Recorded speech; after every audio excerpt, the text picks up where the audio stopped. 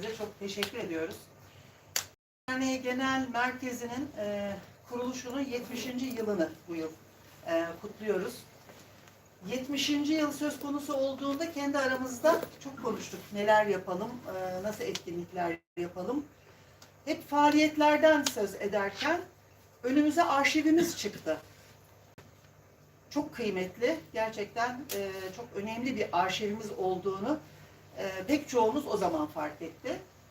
Ve bu arşivi gelecek kuşaklara, bizden sonrakilere de mutlaka aktarmak gerekliydi. Bununla ilgili bir çalışma yapılması gündeme geldiğinde sağ olsun kıymetli arkadaşımız, Kırım Vakfı Başkanımız Tuncer Kalkay bu işe gönüllü oldu. Ben bu çalışmayı yaparım, bu arşivi toparlarım diye. Zaman içerisinde şekillenmeye başladığında kendimiz de çok şaşırdık açıkçası. Pek çoğumuzun unuttuğumuz, yani hafızamızın başka bir yerlerine attığımız şeyleri yeniden görmek gerçekten çok duygusaldı, çok heyecan vericiydi. Kendi adıma bu arşiv çalışmasıyla gördüm ki 70 yıllık bu yolculuğun 45 yılına şahitlik edebilmişim. Gerçi yaşlar ortaya çıkıyor ama çok kıymetli bir şey. Hepimiz burada büyüdük. Geldiğimizde pek çoğumuz çok gençtik ve çocuktuk. Burada büyüdük. Çocuklarımızı burada inşallah bundan sonra torunlar da büyür. Bugün çok şey anlatılacak. Tuncer Bey size ayrıntılı olarak bu konuda bilgi verecek kitabımızla ilgili. Söyleyecek şey çok. Herkesin de söyleyeceği çok. Biz açılış konuşmasını yapmak üzere Kırım Derneği Genel Başkanımız Sayın Mükremin Şahin Bey'i buraya davet edelim. Programımıza başlayalım. Evet, bugün hakikaten gururlu bir gün. Kırım Derneği'nin 70. yılı ve bununla ilgili bir arşiv kitap, katalog kitap diyebileceğimiz bir çalışma baskıdan çıktı. 70 yıl önce 1955 yılında Etlik'te bir bağ evinde başlayan macera devam ediyor. Orada kitabın ilk resmi o Etlik'teki bağ evindeki Kırım Tatarlarının, Kırım'dan gelmiş özellikle İkinci Dünya Savaşı'ndan sonra gelmiş Kırımların ve ondan evvel gelmiş Kırımların orada bir toplantısıyla başlayan bir yolculuk. Bu süreç bu kitapta çok güzel anlatılıyor. Fotoğraflar, 1000'e yakın fotoğraf var. 2000 fotoğraf da olabilirdi. Yani elimizde o arşiv var, o fotoğraflar var. Ama seçile seçile efendim 1000 civarında bir fotoğraflarla bu sürece şahitlik yapıldı. Altına efendim açıklamalar, efendim o süreç, önemli dönüm noktaları. Ben bu derneği tanıdığımda 70'li yılları bilenler bilir. Artık Türkiye'nin iç siyasetinde büyük çatışmaların, kavgaların olduğu bir süreçte derneğimiz o zamanlar zayıflamış. Biraz içine kapanmış. Yani binası da yok bir süreç. 79-80'ler. Ben 79'da tanıdım ilk defa derneği. Sonra 80'li yıllardan sonra tekrar bir canlanma süreci. Tekrardan Emel dergisi 83'te Ankara'da çıkmaya başlamasıyla beraber derneğin ile beraber omuz omuza bir canlanma sürecini yaşadık. 80'li yıllara geldik. İşte derneğimiz tekrar aktif hale geldi. Ahmet amcanın başımıza geçmesi farklı bir dönüm noktasıydı. Kamu yarına dernek olmamız farklıydı. Genel merkez olmamız farklıydı. Velhasıl bugünlere geldik. Bugün artık belli altyapısını tamamlamış, kurumsal yapısını kurmuş, tecrübeli, birikimi olan ve istişare geleneğini devam ettiren, kendine göre bir mantık, düşünce ve kültür geliştiren bir kurum haline geldik. Diğer derneklere benzemiyoruz kesinlikle. Onu biliyorum. Ben çünkü Türkiye'de çok derneklerde görev yaptım. Bu dernek farklı. Ve bu dernek bir iddiayla yola devam ediyor. Bu iddia tabii ki Türkiye'deki Kırımları bir araya getirmek, kültürümüzü yaşatmak, çocuklarımıza öğretmek, insanlarımızı bir araya getirmek ama daha büyük hedefleri olan bir camiayız. Vatanımız Kırım'la ilgili bağımız, düşüncemiz, ideallerimiz, hedeflerimiz, 20 ülkede yaşayan Kırım Tatarlarıyla beraber çalışabilme pratiğini geliştirmemiz gibi misyonları taşıyan bir dernek. Yoksa bir Hemşeri Derneği değil. Yani burası efendim işte Çorumlu ya da Kayseri ya da Adanalı ya da İzmirlilerin bir hemşeri derneği değil. Kırımların hemşeri derneği değil. Çok tüzüğünde yazmayan bir sürü görevi de kendine misyon edilmiş bir dernek. Bu kitap bir masaüstü kitabı, bir katalog kitabı, bir arşiv. Hakikaten herkesin evinde bulunması icap eden bir kitap. Ve ben burada Tuncer Bey'e teşekkür ediyorum. Bunu benim şahsi kanaatim, Türkiye'de yazabilecek 2-3 insan vardı. Bunlardan birisi ve en iyisi oydu. Yani daha iyi yapabilen insanlar vardı ama ben yapmayacakları karakter olarak biliyorum. Yani şöyle. Mesela ben, yani Tuncer Bey'den bir 4-5 sene daha evvel bu derneğe intisap ettim. Ama ben yapamam. Yani ben onları oturup 3 sene, 4 sene efendim bu emeği harcayacak bir insan değil. Yapı olarak öyle.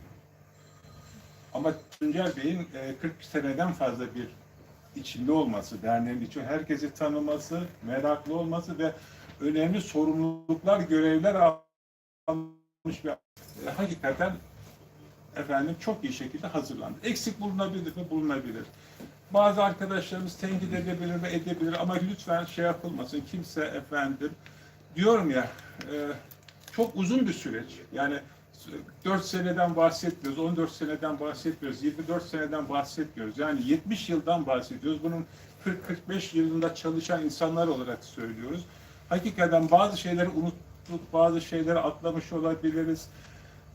Mutlaka koyulması gereken fotoğraflar olmuş olabilir, bir olmuş olabilir, onları atlamış olabiliriz ama benim gördüğüm kadarıyla yüksek %90 her şey var.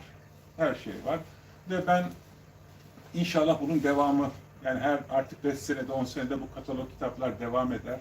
Efendim ve bizim arşivimiz bundan sonraki süreç, artık bu kitap çıktıktan sonra arşivimizin düzenlenmesi, kütüphanemizin bir ihtisas kütüphanesinin kurulması gibi önümüzde alması gereken bir yol var. Bunlar inşallah bundan sonraki süreçte de devam edecek. Bu arada kısa bir hatırlatma da yapmak istiyorum. Yani güzel bir baskı oldu, güzel bir kitap çıktı. Ve çok da masraflıydı ama hiç yani üstelik paramız da yoktu, onu söyleyeyim. Yani bu kitabı bastıracak paramız da yoktu. Ve dedik ki hepimiz, yani yönetim de dahil, ben de dahil, herkes dahil, efendim bir kitaba bir bağış karşılığı 1000 lira takdir ettik. Dedik ki çünkü kitabın maliyeti çok yüksek bir kitap. Dedik ki bu herkesin efendim rahat şey yapabileceği bir şeydir. Kitabı böyle bir derneğimize bağış şeklinde desteklensin ve bu hepimiz bir tuğla koyarak bu çalışmayı yapmış olalım. Yani bir sponsorla değil de herkesin katılmış olduğu bir çalışmayla olsun dedik. Ve sağ olsun arkadaşlarımız bu konuda çok derece anlayışlı davrandılar ve şu anda masrafların bir kısmı hazır çıkmış durumda. İnşallah kısa zamanda da diğer masraflarımızı da tamamlamış oluruz. Ben çok teşekkür ediyorum. Ve bu Tuncer Bey'in nasıl anlatacağını da merakla bekliyorum.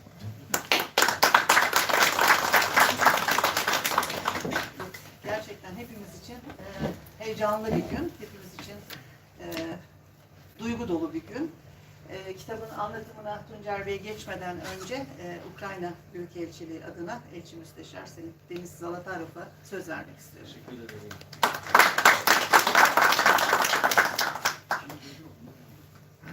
Sayın Kırım Tatar Diaspora Genel Merkezi Başkanı Bey, Sayın Kırım Vakfı Başkanı Tuncer Bey, Sayın Kırım Tatarlar temsilcisi, bayanlar ve baylar, değerli dostlar. Kırım Tatarları Ukrayna topraklarında yerli halktır ve Ukrayna halkıyla kopmaz bir tarihsel bağları vardır.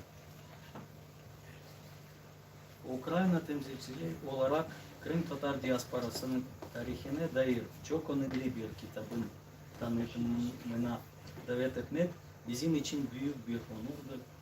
Davetiniz çok teşekkür ederiz. Ukrayna'nın Türkiye Cumhuriyeti Büyükelçisi Sayın Nariman Cilalev adına Ankara Kültür ve Yardımlaşma Derneği kuruluşunun 70 yıl dönümü içtenlikle kutluyorum. Mikrofonla görüşürüz.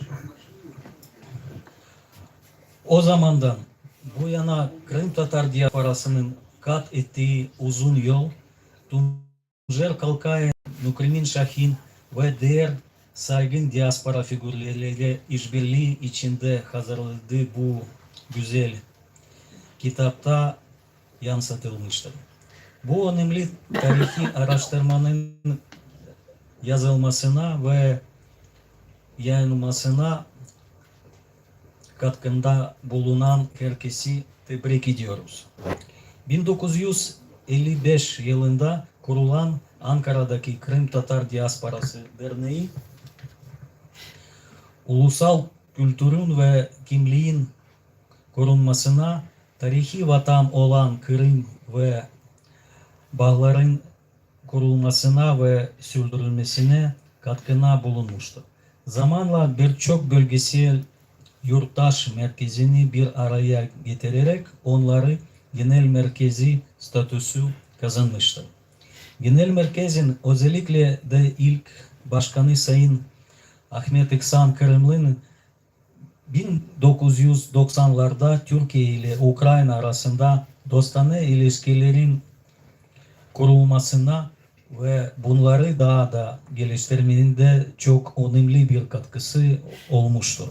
Genel merkez ve tüm diaspora, Kırım Tatar halkının Kremlin, Stalin'in sürgün yerlerinden tarihi vatanlarına geri dönmesine yardımcı olmak için çok şey yaptı.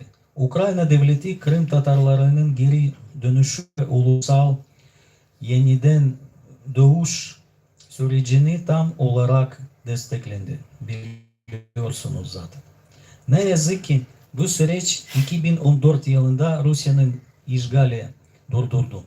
O zamandan beri Kırım Tatarları Kırım'dan Kremlin rejiminin rehinleri haline geldi ve ulusal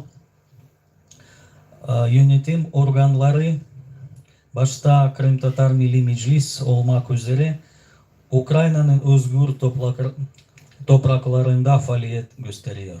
Son yıllar içerisinde yüzlerce Kırım Tatar öldürüldü ve Rus hapishanelerde tutuklu kaldı.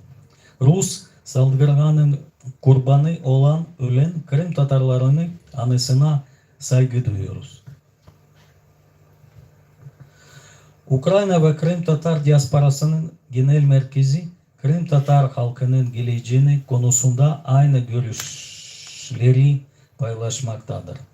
Bugün yüzlerce Kırım Tatar silahlarını elinde alarak Ukrayna Silahlı Kuvvetleri'ni kahraman safhalarında özgürlük için savaşmaktadır. Türkiye Cumhuriyeti Ukrayna'nın eminli ve toprak bütünlüğü verdiği değişmez destek için teşekkür ederiz. Türkiye Cumhurbaşkanı Sayın Recep Tayyip Erdoğan'ın Uluslararası Kırım Platformu zirvesine yaptığı konuşmada belirttiği gibi Kırım Ukrayna'nın kontrolünü geri verilmektedir. Ortak çabalarımızda kötülüğün yenileceğine ve cezalandırılacağına inanıyoruz. Kırım Tatar halkı tarihi vatan Kırım'da özgürce yaşanabilecek ve ulusal kültürünü geliştirebilecek. İlginiz, dayanışmanız ve desteğiniz için teşekkür ederiz. Hepinize barış ve refah diliyoruz. Sağ olsunuz.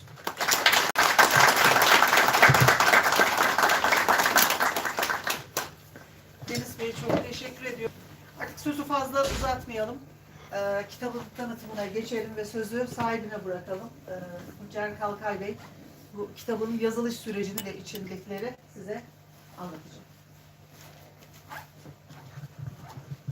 Evet değerli dostlar, hoş geldiniz. Bugün aslında bir bayram, biliyor musunuz? Keşke diyorum bu alımlarla bu binanın açılışı gibi böyle süsleseydik buraları. Kayıtlamalarda oynasaydık. Ama şimdi bir tarihimizi anlatalım. Daha sonra onlar da yaparız. Bu bizim toplantılarımızı takip eden siz değerli dostlarımız bizi hiçbir zaman eksik bırakmıyorsunuz. Manevi olarak çok büyük bir moral veriyorsunuz.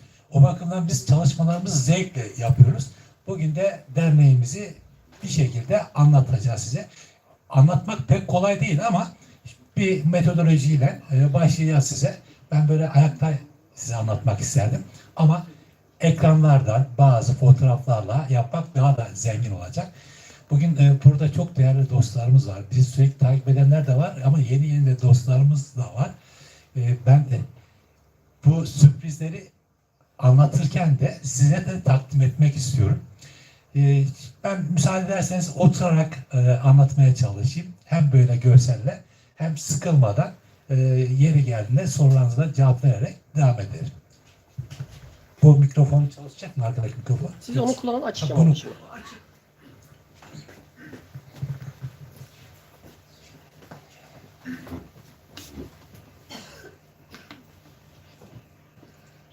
Evet, şimdi bilgisayardan devam edelim biz. Şurada bir bilgisayarımızı açalım. Şimdi biz kimiz? Yani öncelikle onu şey yapalım, biraz karışabilir. Şu anda hem bu konferanslar Kırım Vakfı'nın her ay düzenlemiş olduğu konferanslar her ayın ilk haftası yapılıyor. Kırım Vakfı tabii ayrı bir güzel kişilik. Bu arada da vakfımızın 25. yıl dönümü. Ama vakfımızın en önemli, en değerli konularından birisi de Kırım Derneği. Çünkü Kırım Vakfı bir yerde Kırım Derneği için kurulmuş. Bizim 1999 yılının son günü 31 Aralık'ta notere gitmişler. Ama tescil edilmesi 2000 yılında. Kapatayım bunu. Bunu kapatabilir misiniz? Şu açık buradan daha rahat konuşursunuz diye düşünüyorum. Geliyor mu şimdi? Evet.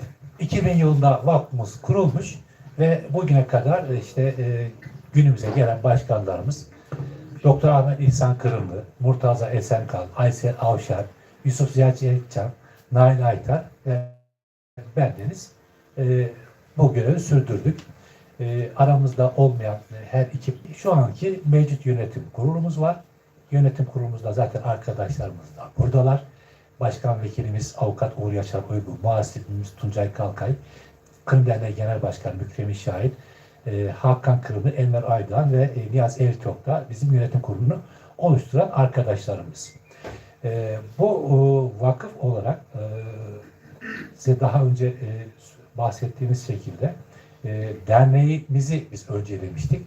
Dolayısıyla bugüne kadar derneğin daha iyi şartlarda faaliyetlerini sürdürebilmesi, kurumsallaşmasını daha da ileriye götürebilmesi, sürdürülebilir tutulması için bir binaya ihtiyacı vardı. 2008 yılında bu arsa alınmıştı ve 2008 yılında buraya kazma vuruldu. Ama çok da zor da olsa 10 sene gibi bir zaman zarfında bu inşaatı tamamladı ve 2018 yılının Şubat ayında derneğe teslim ettik. Onu da ruhsatı getiren, bizim için önemli konulardan birisi ruhsatın alınmasıydı. Pardon, iskanın alınmasıydı. Onunla ilgili bir teşekkürümüzü de Ömer Özel arkadaşımıza ayrıca program sonunda edeceğiz. Çünkü en son çalışmaları yapan ve o iskan raporunu bize teslim eden arkadaşımız. Ona da söz edeceğiz yeri gelmişken.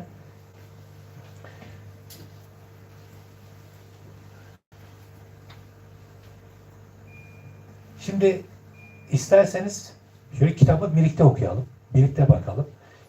Ben belki yaş itibariyle genç arkadaşlarımıza göre biraz geri gibi sayılabilirim ama yine de iddialıyım bazı konularda. Mesela şu kitabın, dedim ki ben bu kitabı bizzat okumak istiyorum, paylaşmak istiyorum. Pek çok arkadaşlarımız var böyle bilgisayar kod konusu ileri şey ama yine iş başa düştü. Ben 5-6 tane yerden yaptım. Nihayet bu bizim kitabımızın dizgisini basan bir hanımefendi vardı. Ece Hanım. Onun da çok faydası oldu. Bu kitabın kapağını Ali Onur Kara yaptı ama o arkadaşımızdan da çok destek aldık. Çok da fikirler aldık. Ben bu vesileyle Ecem Hanım'a da teşekkür ediyorum. Kitabımızı şimdi bu şekilde başlayacağız okumaya sizlerle birlikte. Sunuş ve ön sözle başlıyoruz kitapta. Bu da bizim ilk kararımız. Derneğimizin 1 Temmuz 1955 tarihindeki ilk kararı. Bu arkadaşlar demeyeyim de işte dedelerimiz bir araya geliyorlar. Hepsi beyefendi bunların. Bunlardan 3 tanesi Kırım doğumlu. Bir tanesi İstanbul doğumlu. Bir tanesi de Dobruca doğumlu. İstanbul doğumlu olan Mahmut Oktay.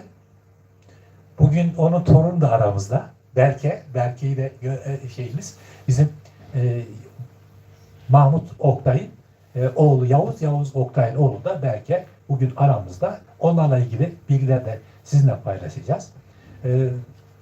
Server Turupçu, Muhittin Sevdiyan, İsa Karaçay bunlar hepsi Kırım doğumlu. İsa Karaçay İkinci Dünya Savaşı'nın itibariyle oradan mülteci kamplarından sonra son gelen Kırım Tatarlarından ama Muhittin Sevdiyan da o şekilde Server Turupçu 1934 yılında gelmiş ve bu insanlar ilk kuruluş dilekçesini vererek 1955 yılında kararlarını almışlar. İlk dilekçeyi verdikleri tarih derneğin kuruluş tarihi. Bu da 26 Haziran 1955. 26 Haziran tarihi bizim için önemli. İlerleyen sunumumuzun ilerleyen safhalarında ondan da bahsedeceğiz. Şu dedik ya ilk fotoğraf. Şu ilk fotoğraf. Bunu ben büyüteyim biraz. İşte o bahsettiğimiz bağ evinde. Burada ben şimdi Server Turupçu'dan bahsedeceğim. İşte ne bileyim ilk başkanlarımızdan bahsedeceğim. Şuradaki sanırım 2 tane hanımefendi var burada. Bunun bir fotoğrafı da var. İstersen hem de fotoğrafı açayım. Hemen şöyle bir ekranımıza yansıtalım fotoğrafımızı. Büyütelim fotoğrafımızı şu şekilde. Bakın. Bunlar Etlik'te aşağı ilerideki bağ evindeki fotoğraflar. Burada bizim kurucumuz en ortadaki Niyazi Kırımman. Niyazi Kırımman var. İlk başkanımız Cafer Ortalan var. Burada da Cafer Ortalan eşi de Mürşide Ortalan. Onları hep anlatacağım. Mürşide Ortalan da Server Turupçu'nun kardeşi. Şu görmüş olduğunuz hemen oktan çıkarayım. Şuradaki bu hanımefendi Sumru Ortalan. Şu hanımefendi Sumru Ortalan. Bu da Sezgin Ortalan. Sene 1955. Yani niye özellikle bunlar vurguluyor bu şeylerimizi? Bunlar hem de çok önemli bizim derneğimizin hayat bulmasında rol alan önemli kişilerin kökleri ve bugün de onlar aramızda. Ben sanırım Sumru Hanım mı daha büyük? Sumru Hanım'a bir hoş geldin diyelim. Sumru Hanım burada. İşte o küçük çocuklardan birisi. Onun da kardeşi Sezgin Hanım. Evet. Yani bunlar aynı zamanda elimizde Kırım dergisi de var burada. Kırım dergisinin ilk çıkaran kişi Cafer Ortalan. Cafer Ortalan da çocukları. Cafer Ortalan bizim ilk başkanımız. Lütfen rahatsız olmayın. İlk başkan. Bu fotoğraf önemli bir fotoğraf. Bu burada işte bir Halil Beşe var. Bu gitmiş Kırım'da Kurultay döneminde orada mücadeleye katılmış. Halil Beşe'de Müstecip Ülküsal'ın nesi oluyor? Müstecip Ülküsal Halil Beşe'nin eniştesi oluyor. Yani kız kardeşi Emine Ülküsal'la evli. Aynı zamanda Halil Beşev'in annesiyle Server Turupçu'nun babası kardeş. Biraz karışık gibi gelecek ama bunlar da bu şekilde burada. Neyse kitabımıza devam ederiz. Yani bunlar çok önemli şahsiyetler. İleriki zamanlarda anlatacağım. Bakın burada da bizim dernekteki o üyelerimiz Temmuz 2012 toplantılarını yapıyorlar. Evet, şimdi bizim bu kurucularımız Niyazi Kırman. Niyazi Kırman Ankara Ticaret Odası'nda da önemli bir kişi. Ticaret Odası'nın kurulmasına da öncülük eden kişilerden birisi. Bu eşiyle Hediye Hanım'la birlikte o fotoğraftan biz büyüterek ortaya çıkarmıştık. Bunu yine onunla ilgili bir bilgi vereceğim. Yani kısa bir bilgiler vereyim ben size. Burada görmüş olduğunuzda Server Turupçu. Hani Server Turupçu dedik ya, Server Turupçu bizim kurucularımızdan çok önemli özellikleri var. Ama aynı zamanda işte o Sumru ve Sezgin Ortalan'ın da dayısı, öz dayısı. Yani Mürşide Ortalan'ın kardeşi, erkek kardeşi. Bir de Nuriye Karakaya var. O Nuriye Karakaya da o fotoğrafta vardı. Burada da göstereceğim. O da önemli birisi. O da Ahmet Karakaya'nın eşi. Mehmet Sevdiyar. O da İkinci Dünya Savaşı sırasında Kırım'dan çıkmak zorunda kalan, Kırım'da Azat Kırım gazetesini çıkaran ve kalemle güçlü olan bir yazar, kurucularımızdan birisi. O da Kırım doğumlu. İsa Karaşay da aktivist. Yani ömrünün son zamanlarına kadar işte 55'ten başlayıp 60-70 yıllar boyunca derneğin her safhasında yer almış. Bu da Karaşay ailesinin küçük çocuklarından birisi.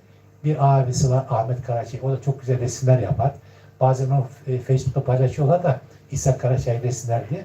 Ben onu düzeltme yaptım. Bunların bir şeyi de, ablası da Şefika Ortaylı. Şefika Ortaylı, işte o popüler bizim tarihçimiz var ya, İlber Ortaylı'nın ablası diyelim. Annesi. Annesi. Şefik. Evet. Evet, bazen ben de böyle söyle. Aslında aklıma öyle geçiyor ama çıkarken farklı bir şekilde çıkıyor. Şimdi Mahmut Oktay da bu da çok aktivist birisi. İstanbul'da doğmuş, Eskişehir'den sonra Ankara'ya gelmişler. Ulus'ta bir dükkanda çalışıyor. Hatta Tütüncü Mahmut olarak adlandırılıyor. Daha sonra Kızılay Tümen Kitabevi. Bazı insanlar belki bilir. O Tümen Kitabevi de o zamanki Kırım Tatarlarının toplandığı bir yer. Yani Berke'nin dedesinin böyle bir özelliği var. Şimdi burada biz Niyazi Kırman'a geçerken bu kurucularla ilgili birkaç şey söylemek istiyorum. Nasıl bir insanlar olmuştur diye. Bu sayfayı açtık. Şimdi burada Niyazi Kırman ve Mahmut Oktay anlatacağım. Bu sayfada da bizim ilk başkanımız Sumru ve Sezgi hanımların babası Cafer Ortalan var. Ben Cafer Ortalan ilk başkanımız olduğu için böyle biraz karışık da anlatacağım. Cafer Ortalan aklınızda kalsın, unutmayın. Mehmet Sevdiyar, daha sonraki yönetimde de Mehmet Sevdiyar var, görev alıyor. Bunların ikisi, Cafer Ortalan'la Mehmet Sevdiyar, her ikisi de kalem tutuyor. Ve derneğin ilk başkanı oldu ya, diyor ki biz o zamanı biraz daha geniş kesimlere ulaşalım, bir dergi çıkaralım diyorlar. Ve bu toplantılarda gündeme geliyor ama onunla ilgili bir cevap alınamıyor. Ondan sonra Cafer Ortalan yönetimden ayrılıyor. 1957 yılındaki yönetime girmiyor. Bakacak ki olmayacak bu şey. Oturuyor. Mehmet Sevdiyar'la, yani bizim bildiğimiz kadar bir ilk başkanımıza, ilk kurucumuz Kırım Dergisi diye bir dergi çıkarıyor. Bu periyodik yayın. Türkiye'deki Kırım Tatarların çıkarmış olduğu ilk periyodik yayın. Kırım Dergisi. Kırım Dergisi çıkarıyor ve bunun içerisinde de ya o zamanki o döneme göre son derece nitelikli yazılar var. Ya ben bugün okuduğumda bile böyle güncel o zihniyete insan şaşırıp kalıyor. Ne kadar entelektüel insanlarmış diye. Bu insanlar böyle bir dergi çıkarıyorlar. Yani dernekçi derken böyle bir dergi çıkarmış oluyorlar. Bunda kalıyor mu sadece? Romanya'da daha önce Kırım Tatar'dan çıkarmış olduğu bir dergi var ama 1941 yılında sonlanmış. Bu Niyazi Kırman, işte bu Niyazi Kırman gördüğünüz ilk kurucu başkanımız Mahmut Oktay. Bunlar 2 kişi, 4 kişi daha var. Birisi de Ahmet Karakaya var. Ahmet Karakaya dediğimiz şey yine Sumru Hanımların eniştesi, yani teyzelerinin kocası. Ya da şöyle söyleyeyim. Ahmet Karakaya Cafer Otalar'ın bacana. Bunlar 1960 yılında diyorlar ki bir araya geliyorlar. Zaten dernekte de çalışıyor bir kısmı. Ahmet Karakaya derneğe gidip geliyor ama Seyit Mahmut Oktay'la Niyazi Kırman kurucu diyorlar ki biz Emel Dergisi diye bir dergi var. Bunu Türkiye'de çıkaran, tekrar buna hayat verelim diyorlar. Emel Dergisi çok köklü bir dergi. Türkiye'de tanınan bir şey. Ve bu insanlar 1960 yılında Kırım Derneği'ni oluşturan bu insanlar, bunun içerisinde bir Halil Beşev var,